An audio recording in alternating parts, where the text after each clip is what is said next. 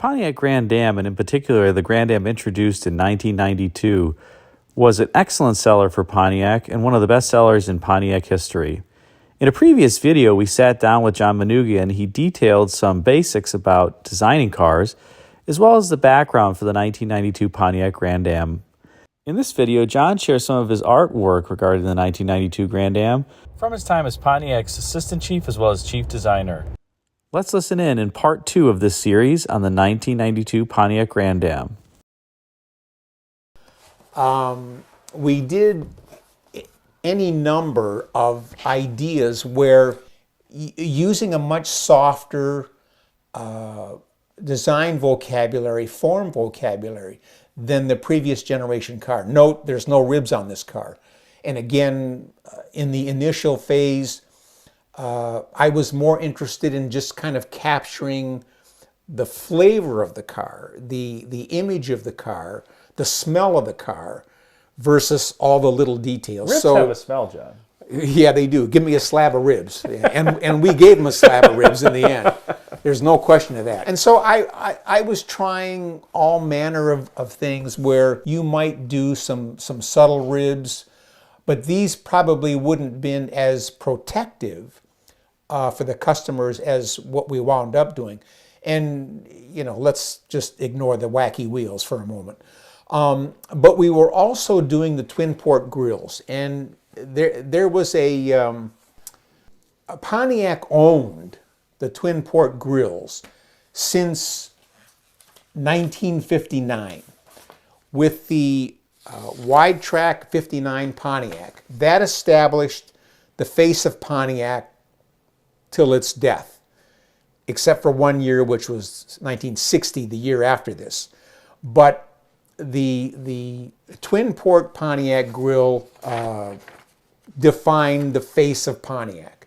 And that was consistent as a twin port design idea, again, till its demise. But it started out with these two wide apertures. And as time went on, the car just developed and the grills got narrower and narrower and narrower.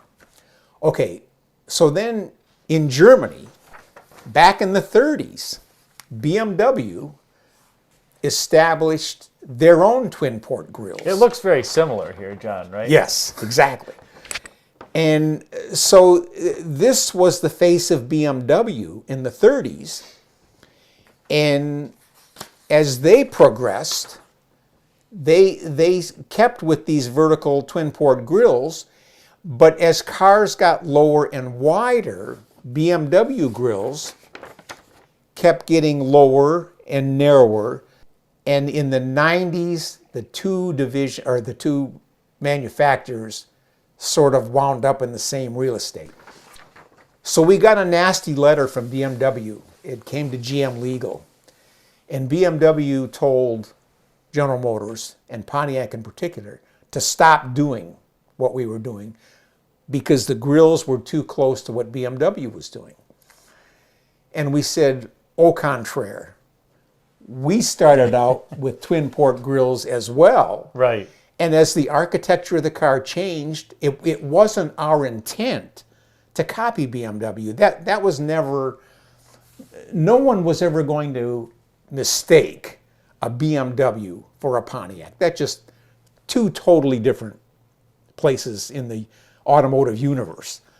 But BMW felt, for whatever reason, that we were infringing on their territory, and they were concerned that our cars were going to be mistaken for BMWs.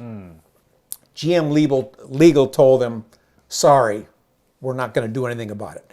And eventually it all just went away. It just went away. So you don't have any single port grills on here? There are no single port Grand Am sketches in my repertoire here. But again, you know, we were doing any number of idea sketches, a much softer car, a sleeker profile. I really was interested in doing a car that broke away from that vertical backlight that the Seville started in the mid-70s, that all GM cars adopted eventually, and so we were done with that. That was tradition, John. You broke from tradition. It was, and so we were interested in doing a much faster profile. Again, a much more fluid, sculpted look, keeping the front and the rear kind of talking to one another form-wise. Here's one where I actually put a slab of ribs. There we go. But this has the small headlights too that Pontiac had for a few years. It does, but you know, these would never be legal. It was one of those things where you do the sketch, but in reality, the Sunbird with the half. Yes, I was involved with that one. Oh yes. Man, that's yes. But again, these were just basic ideas around what would the ribs look like, what would this quarter look like if maybe it were a little more fender oriented but still soft shapes. Again, discount the wacky wheels. I was on a graphic wheel. You got the gray. Are you trying to minimize the side section there? Look with the gray. Or? Yes, and then also I was trying to put the ribs in the lower section on this particular proposal. Here's one where I was doing pretty close to where we wound up, with the middle of the body side, the ribs going all the way through. And then we were also going to do both a GT version as well as the SE version. So we had to differentiate between GTs and SEs. So we added spoilers, we added more aggressive lower cladding. This is probably one of the earlier sketches where you'll note there was not a body color C-pillar, and I had this black element going through the quarter deck lid, much like the Renault Fuego wound up doing. One of my favorites. One of your favorites, yes. I love that car. I like this one because it's got the vertical D line that you're about to show here, John. And I was just going to say, I was at various points, I was still interested in having a faster profile, but maybe there was a way to do a vertical sail panel. But I said, no, that probably wouldn't work. So, and then of course adding a spoiler for the GT versions. This is one where the ribs did not go all the way through, but more of a GT execution where you would have these rather large exhausts, and doing the tail lamps graphically much different than the base car would be. So all of these were just done as proposals as we were iterating through the car design and the clay, capturing as much as we could of this new generation of Grand Am. This one's got the hood outlet theme from the previous one. Yes, and actually that was from the Grand Prix, if you recall. Oh, that's right. We had the shoe scrapers on the hood. Shoe scraper, yes. That's what we used to call them, because we could scrape the clay off the bottom of our shoes on the hood. But I thought, well, maybe we reintroduced those on the Grand Am versus the Grand Prix. But nonetheless, this is one where it is getting closer to the final production version. This was pretty much where we wound up with the front, with the basic body side ribs and the upper. And then again, doing GT versions. We had a number of different ways to do GTs. Note the Ferrari wheels. You later get your Ferrari mirror. Yes, much to everyone's chagrin. This was a GT proposal where I thought we would really play up that lower aperture with a much more aggressive opening for the lower grills, and then play down the upper grills, dominant, subordinate, kind of a thing. And again, this is one where I changed the location of the ribs without having them in the middle of the body side. And again, it's easy to try any number of things. the sketches are quick. In an hour or two, you knock one of these out. You cover the wall looking for the best ideas, and then you sort of choose the one or two that you think will make the most impact. And then you do a full-size tape, and then if it looks good, you do a full-size airbrush. So this might have been one of the earlier ones again. It's amazing in an hour.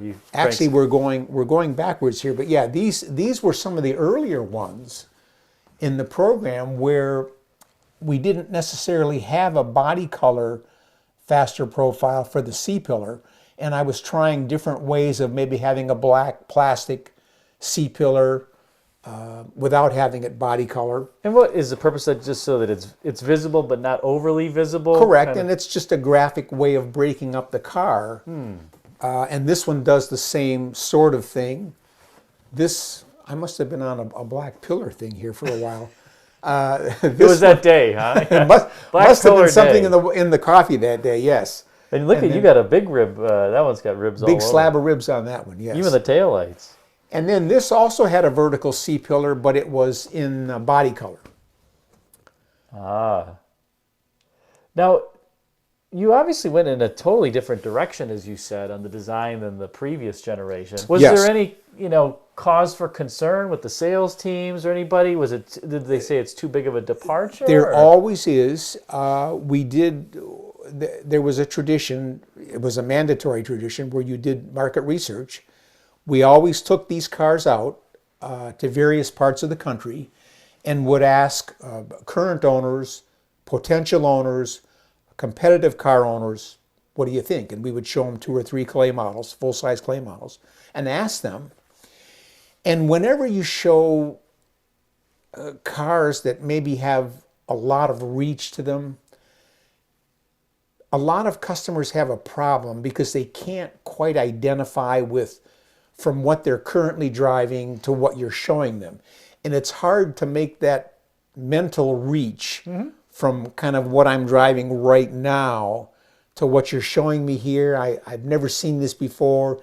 I'm not sure I like it. It might be a little too much for me. But the interesting thing we found, at least with the Grand Am customers, you couldn't do too much. They were much more accepting than, let's say, the Grand Prix or the Bonneville buyer might be. Interesting. They were more receptive to, hey, give it to me. Give it all to me. The new form of expressiveness or something. Well, it's like I said, we have emotional attachments to our cars. Many people do. Not everybody. Many people do. And the more I spoke with customers, the more I dealt with the people who bought these cars, they were so connected to their car that it was an expression of them. It was their alter ego. And so, for whatever reason, the Grand Am customers were maybe a little more receptive to the idea of being overt about the statement that they made with their car versus the Bonneville owner that wanted to be kind of low-key, more low-key. Sure. In the Pontiac realm. Yeah, because that Bonneville that came out in the early 90s was a pretty big departure. Very cool. It was very cool, but it was conservative compared to these cars. Yeah.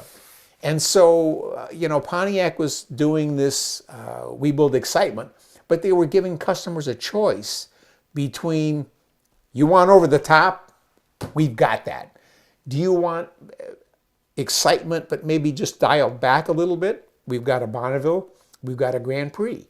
So we were trying to cover all the bases, but doing it in a manner that was athletic, personal, all the things that made a Pontiac a Pontiac. You kind of reflect back and it makes sense. I mean, this was a sub $15,000 car that was very expressive, probably younger buyer, right? Yes. Less affluent. Yes. Then you go to the Grand Prix, is a little older, yes. more affluent, yes. more conservative. All the above. So it's interesting, you reflect back, and I think it seems like the design team kind of got it right. Do the dramatic departure here, and then a little bit. And I think in talking to the people that owned and bought these cars, they felt in their minds that they were getting a lot of bang for the buck. They were getting a lot of content. Yes. For whatever reason, because there was a lot of stuff. And you could see it. I mean, it was overt. You'd drive down the street and people would go, oh yeah, that's a Pontiac. It's got a slab of ribs and it's got a twin port grille and these big taillights. It had all the things that those customers identified with and really liked. So yeah, we gave them exactly what they wanted, and the sales figures backed it up. Well, I think it's amazing the departure that came from this over the previous version, and like you said, it was very successful. And I feel glad at least we can talk about a few home runs, successes. Yes, right. You went through a few of those. Yes. Low points, just when you thought it couldn't get lower. Yes. But this was a definitive home run. And they sold, I looked at the sales figures, 250,000 every year. Every year. And those are big numbers in automotive realm. Those are big numbers. When you can sell anything 200,000, that's a big deal. Well, thanks for sharing this, John, with us. And thank you for having me discuss it. Yeah, it's always a pleasure. I love it. You love it? I love it. We can get along with finance, design. It was a marriage made in heaven. Everybody was making money. Yes. That's right. On these, everybody was making money for sure. So thanks, John. We'll come back and talk about another success that you had. I can't wait. All right. Take care. Thanks for watching this video interview with John Manoogian about his involvement in the 1992 Pontiac Grand Am design. If you enjoyed it, be sure to like, comment, and subscribe. And if you haven't yet seen part 1, check out the video link below. Thanks again for watching.